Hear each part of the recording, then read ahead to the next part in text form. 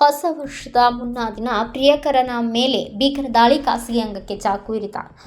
ಹೊಸ ವರ್ಷದ ಸಂಭ್ರಮದ ಮಧ್ಯೆ ಆಘಾತಕಾರಿ ಘಟನೆಯೊಂದು ಬೆಳಕಿಗೆ ಬಂದಿದೆ. 25 ವರ್ಷದ ವಿವಾಹಿತ ಮಹಿಳೆಯೊಬ್ಬರು ತಮ್ಮ 44 ವರ್ಷದ ವಿವಾಹಿತ ಪ್ರೇಮಿಯನ್ನ ಮನೆಗೆ ಆಹ್ವಾನಿಸಿ ಖಾಸಗಿ ಅಂಗದ ಮೇಲೆ ಚಾಕುವಿನಿಂದ ದಾಳಿ ನಡೆಸಿರುವ ಘಟನೆ ನಡೆದಿದೆ.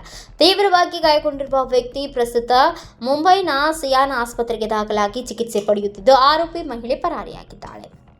ಪ್ರಾಥಮಿಕ ತನಿಖೆ ಪ್ರಕಾರ ಇಬ್ಬರ ನಡುವೆ ಕಳೆದ 6 ರಿಂದ 7 ವರ್ಷಗಳಿಂದ ಅಕ್ರಮ ಸಂಬಂಧವಿತ್ತು. ಆರೋಪಿ ಮಹಿಳೆ ಪ್ರಿಯಕರನನ್ನ ತನ್ನ ಪತ್ನಿಯನ್ನ ಬಿಟ್ಟು ತನ್ನನ್ನ ಮದುವೆ ಆಗಬೇಕು ಎಂದು ನಿರಂತರ ಒತ್ತಡ ಹೇರುತ್ತಿದ್ದರು. ಇದರಿಂದ ಅವರ ನಡುವೆ ಆಗಾಗ ಜಗಳಗಳು ನಡೆಯುತ್ತಿತ್ತು ಎನ್ನಲಾಗಿದೆ.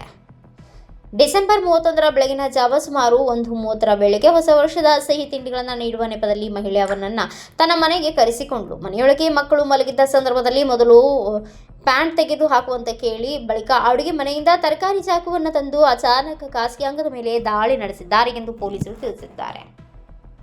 ವೈದ್ಯರ ಪ್ರಕಾರ ಗಾಯ ಆಳವಾಗಿದ್ದು ಶಸ್ತ್ರಚಿಕಿತ್ಸೆ ಅಗತ್ಯವಾಗುವ ಸಾಧ್ಯತೆ ಇದೆ. ಈ ಸಂಬಂಧ ಪ್ರಕರಣ ದಾಖಲಿಸಿಕೊಂಡಿರುವ ಪೊಲೀಸರು ಪರಾರಿಯಾಗಿರುವ ಆರೋಪಿ ಮಹಿಳೆಯ ಬಂಧನಕ್ಕೆ ಶೋಧ ಕಾರ್ಯ ಮುಂದುವರೆಸಿದ್ದಾರೆ. News desk, Kannada Janashri news, ನವದೆಹಲಿ.